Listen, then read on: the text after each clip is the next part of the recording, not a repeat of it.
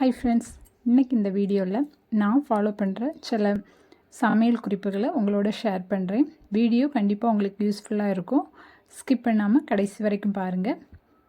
Video பிடிச்ச like பண்ணி share பண்ணி நம்ம சேனலையும் சப்ஸ்கிரைப் பண்ணி சப்போர்ட் பண்ணுங்கள். வாங்க வீடியோக்குள்ளே போகலாம். வீட்டிலே நீங்கள் கரம் மசாலா பண்ணும்போது வெறும் வானிலையில் ஒரு கைப்பிடி நிறைய முந்திரி பருப்பை மணம் வர நல்லா வறுத்துட்டு மற்ற வறுத்து வச்ச மசாலா கூட இந்த முந்திரி பருப்பையும் சேர்த்து மிக்சியில் நல்லா பவுடர் பண்ணிவிட்டு யூஸ் பண்ணிங்கன்னா அதோட ஃப்ளேவர் ரொம்பவே நல்லாயிருக்கும். ட்ரை பண்ணி பாருங்கள். உருளைக்கிழங்கு ஃப்ரை பண்ணும்போது ஒரு வாட்டி இந்த மாதிரி ட்ரை பண்ணி பாருங்கள். உருளைக்கிழங்கில் மஞ்சத்தூள், மிளகாத்தூள், உப்பு சேர்த்து மிக்ஸ் பண்ணி வச்சுக்கோங்க. பாத்திரத்தில் 4 டேபிள் ஸ்பூன் மைதா மாவை எடுத்துக்கோங்க.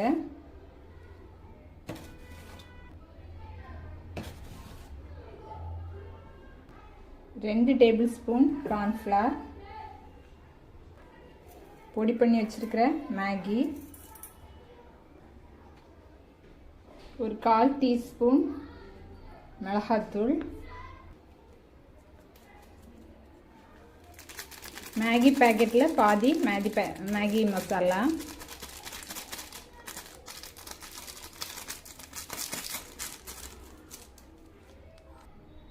கொஞ்சமாக உப்பு சேர்த்துட்டு நல்லா மிக்ஸ் பண்ணி விட்டுக்கோங்க.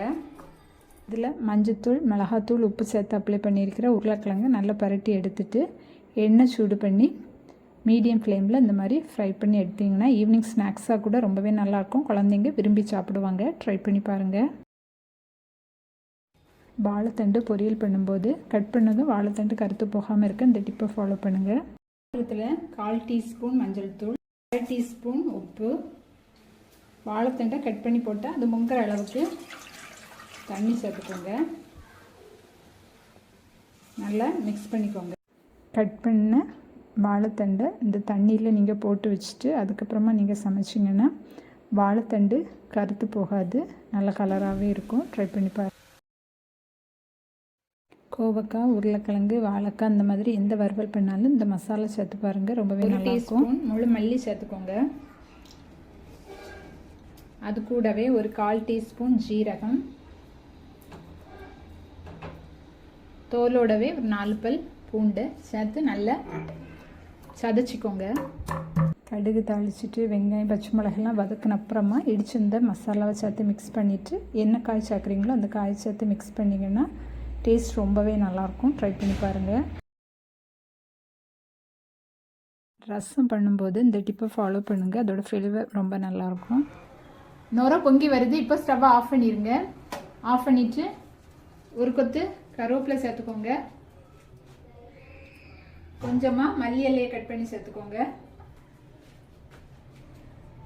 1/4 டீஸ்பூன் பெருங்காயத்தூள் சேர்த்துக்கோங்க. பாதி லெமன் பிழிஞ்சு சேர்த்துக்கோங்க. பண்ணிவிட்டு உடனே மூடி வச்சுருங்க. துருவின தேங்காய் மீதம் ஆயிட்டுன்னா இந்த மாதிரி ஸ்டோர் பண்ணிக்கோங்க.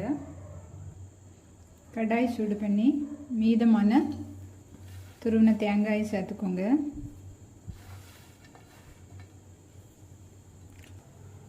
இது கூட கொஞ்சமாக தூளுப்பு சேர்த்துக்கோங்க. ஃப்ளேமை லோவில் வச்சுக்கோங்க. தேங்காயோட கலர் மாறாமல் வறுத்துக்கோங்க. அதோட ஈரப்பதம் போனால் போதும். தேங்காயோட கலர் மாறலை, அதோட ஈரப்பதம் போக வறுத்தாச்சு. இப்போ இதை நல்லா ஆற விட்டுருங்க. தேங்காய் நல்லா ஆறிச்சு. இப்போ இதை ஈரம் இல்லாத ஒரு பாத்திரத்தில் எடுத்துக்கோங்க. இதை ஸ்டோர் பண்ணிங்கன்னா ஃப்ரெஷ்ஷாகவே இருக்கும், காஞ்சி போகாது. வெண்டைக்காய் பொரியல் பண்ணும்போது அதோட வலுவழுப்பு இல்லாமல் உதிரி உதிரியாக கிடைக்கும். இந்த டிப்பை ஃபாலோ பண்ணுங்கள். கட் பண்ணி வச்சுருக்கிற வெண்டைக்காயில் ஒரு 1/2 டீஸ்பூன் தயிர், அப்படி இல்லாட்டி கொஞ்சமாக புளி தண்ணி சேர்த்து நல்லா மிக்ஸ் பண்ணிக்கோங்க. மிக்ஸ் பண்ணிவிட்டு ஒரு 20 நிமிஷம் அப்படியே ஊற விட்டுருங்க. அதுக்கப்புறமா நீங்கள் பொரியல் பண்ணிங்கன்னா வெண்டைக்காய் வதக்கும்போது அதோட வலுவழுப்பும் சீக்கிரம் போயிடும். வெண்டைக்காய் பொரியலும் நல்லா கிறிஸ்பியாக கிடைக்கும், வலுவழுப்பு கொஞ்சமும் இருக்காது. ட்ரை பண்ணி பாருங்கள். பாவக்காய் பொரியல் பண்ணும்போது பாவக்காயோட கசப்பு தெரியாமல் இருக்க இந்த டிப்பை ஃபாலோ பண்ணுங்கள். பாவக்காய் கூடவே ஒரு கேரட்டையும் பொடியாக கட் பண்ணி எடுத்துக்கோங்க.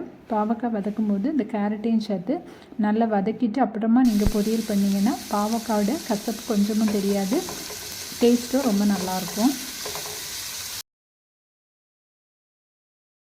வெங்காயம் போண்டா செய்யும்போது நீங்கள் ஒரு சின்ன உருளைக்கிழங்கு இந்த மாதிரி தின்னாக கட் பண்ணி சேர்த்துட்டு பண்ணிங்கன்னா போண்டா வந்து ரொம்ப கிறிஸ்பியாக சாப்பிட நல்லாயிருக்கும். ட்ரை பண்ணி பாருங்கள். சிக்கன் குழம்பு பண்ணும்போது இந்த டிப்பை ஃபாலோ பண்ணுங்கள். குழம்பு திக்காகவும் கிடைக்கும், டேஸ்ட்டாகவும் இருக்கும். வெங்காயத்தை மீடியம் ஃப்ளேமில் நல்ல பொன்னிறமாக வதக்கி நல்ல ஃபைன் பேஸ்ட்டாக அரைச்சி எடுத்துக்கோங்க. அதை சிக்கனில் சேர்த்து நல்லா வதக்கிட்டு அதுக்கப்புறமா குழம்பு வச்சிங்கன்னா சிக்கன் குழம்பு வந்து நல்ல திக்காக கிடைக்கும், டேஸ்ட்டும் ரொம்ப நல்லாயிருக்கும். ட்ரை பண்ணி பாருங்கள். இந்த டிப்பில் உங்களுக்கு பிடிச்ச டிப் எதுன்னு கமெண்ட் பண்ணுங்கள். நம்ம சேனலையும் சப்ஸ்கிரைப் பண்ணி சப்போர்ட் பண்ணுங்கள். தேங்க்ஸ் ஃபார் வாட்சிங்.